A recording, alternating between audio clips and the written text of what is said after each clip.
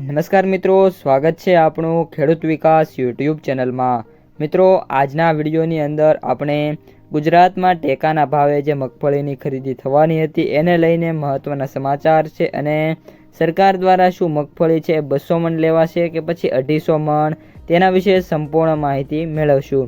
તેથી ખાસ વિડીયોમાં છેલ્લે સુધી બન્યા રહેજો અને જે પણ મિત્રો આપણી ખેડૂત વિકાસ યુટ્યુબ ચેનલમાં નવા છે એ ચેનલને સબસ્ક્રાઇબ કરી નાખજો, જેથી દરરોજે દરરોજના બજાર ભાવ અને એને લગતી માહિતી તમને સૌથી પહેલાં મળતી રહે। આજના મગફળીના સમાચારની વાત કરીએ તો આ વર્ષે મગફળીનો પાક સતત ચર્ચામાં ચડ્યો છે। પહેલાં સરકારે જે કૃષિ વિભાગ છે એને ધંધે લગાડીને આશરે 66 લાખ ટન મગફળી મિત્રો ખરીદવા અંગેનો અંદાજ મૂક્યો હતો।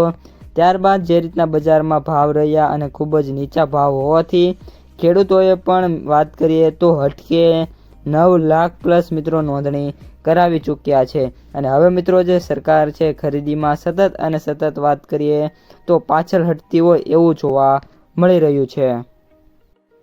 સરકાર મૂંઝાણી છે કે હવે જે આ મગફળીના એટલા બધા રજીસ્ટ્રેશન થયા છે એમાં ચારણી કેમ મારવી। સરકારે ડિજિટલ સેટેલાઇટ ક્રોપ સર્વેનું પણ એક હથિયાર છે એ અજમાવી જોયું છે અને એમાં પણ આંખે ચશ્માના નંબર આવી ગયેલ હોય એ રીતે સેટેલાઇટે ઘણા બધા ગોટાળા કર્યા છે।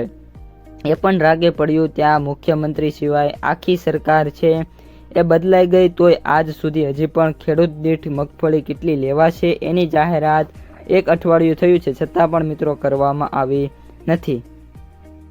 અને મિત્રો મગફળીના ભાવની વાત કરીએ તો આગામી દિવસોમાં વેચવાલી કઈ રીતની બજારમાં આવશે એના ઉપર મિત્રો બજારનો આધાર રહેલો છે।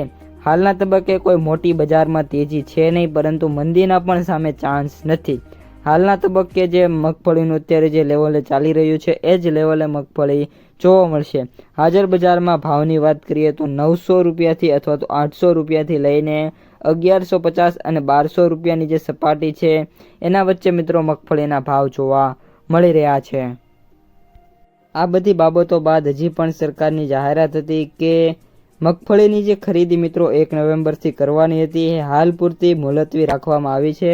ભારે વરસાદ થયો જેના કારણે સેન્ટરો પર પણ જે થોડુંક ઘણું નુકસાન હોય, પરંતુ નવી ખરીદીની તારીખ ક્યારે જાહેર થશે એની પણ કોઈ જાહેરાત નથી, નવી તારીખની જાહેરાત નથી અને સરકાર ખેડૂતો પાસેથી મગફળી કેટલી લેશે એની પણ જાહેરાત નથી। આગામી દિવસોમાં સરકારે આ જાહેરાત કરવી જોઈએ જેથી ખેડૂતો છે એમને પણ ખ્યાલ આવી જાય અને જે પાક નુકસાન છે એની પણ જાહેરાત સરકારે ટૂંક સમયમાં કરવી એવી મિત્રો આપણી આશા છે। તો મિત્રો આ અત્યારની સમગ્ર માહિતી વિડીયો કેવો લાગ્યો ખાસ કોમેન્ટમાં જણાવજો। પસંદ આવ્યો હોય તો લાઇક શેર સબસ્ક્રાઇબ કરી દેજો। હવે મળીશું બીજા વિડીયો સાથે, ત્યાં સુધી અસ્તુ, જય હિન્દ।